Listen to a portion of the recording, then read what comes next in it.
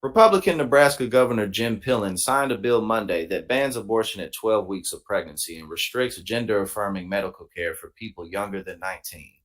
The abortion ban takes effect immediately, while the ban on gender affirming care takes effect on October 1st.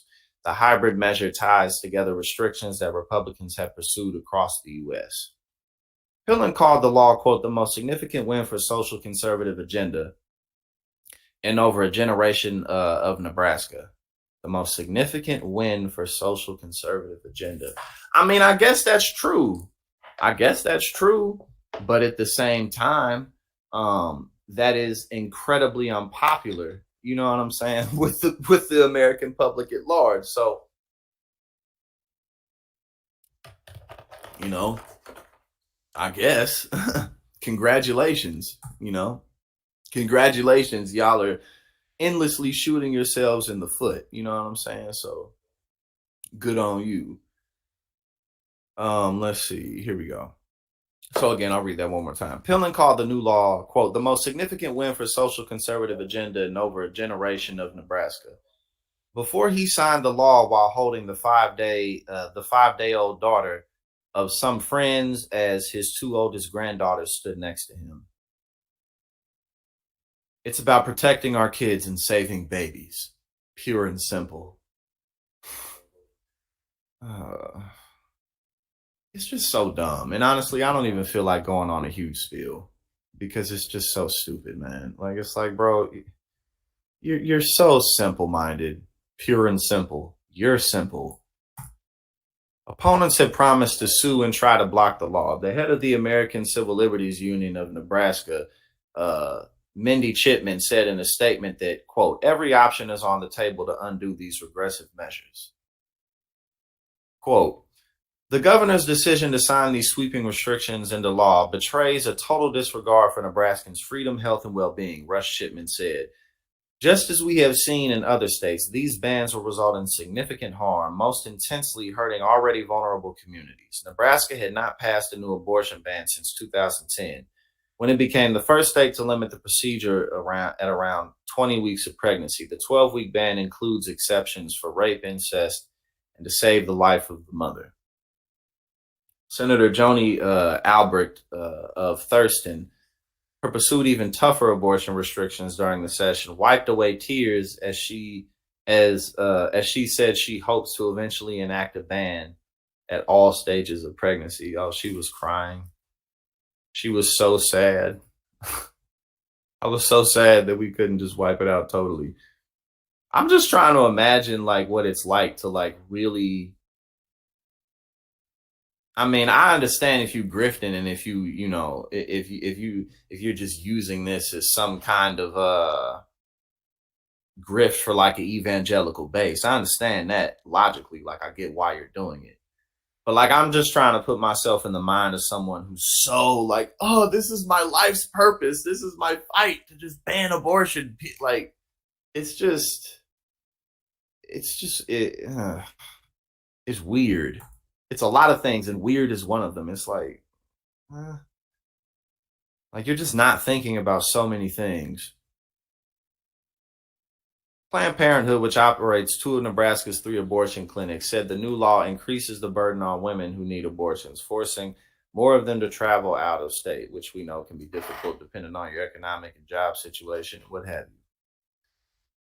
Quote, it's heartbreaking that we have to tell patients that they cannot receive their health care here in Nebraska anymore, said Andy Curry Grubb, Nebraska Executive Director for Planned Parenthood North Central States. The law forced Planned Parenthood to reschedule 3 patients this week, and Curry Grubb said that within her 5-state region, there has been a 40% increase in second trimester abortions since Roe v. Wade was overturned last summer.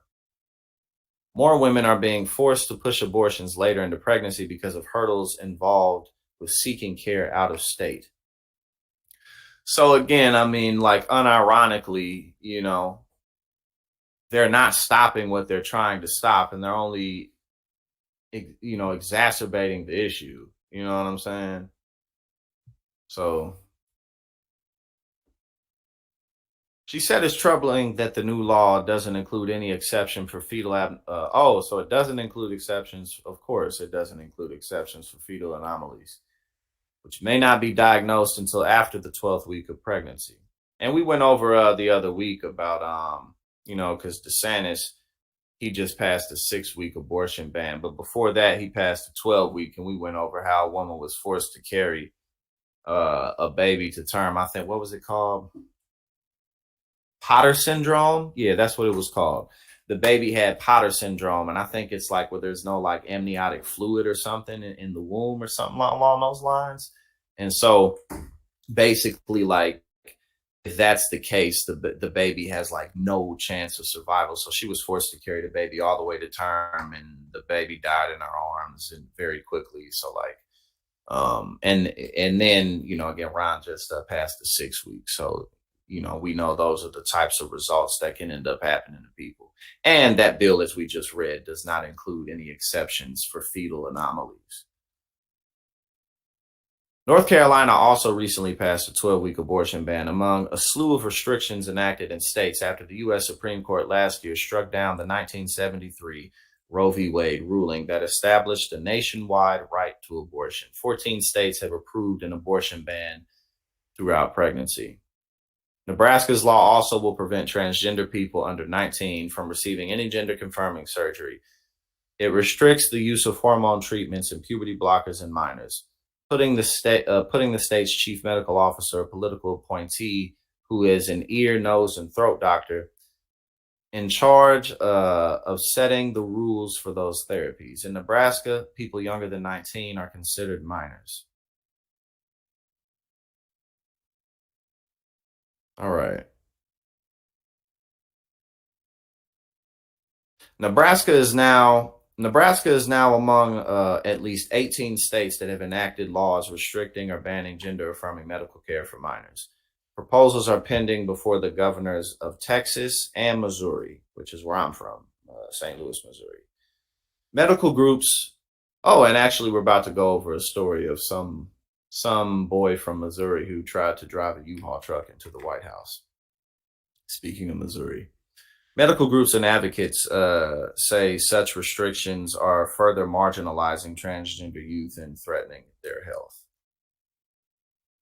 All right, so there we go, Nebraska. As we knew, Nebraska was going to continue their crusade to make life harder for women. Well, and not just women, for the working class in general, who this would impact. You know what I'm saying? So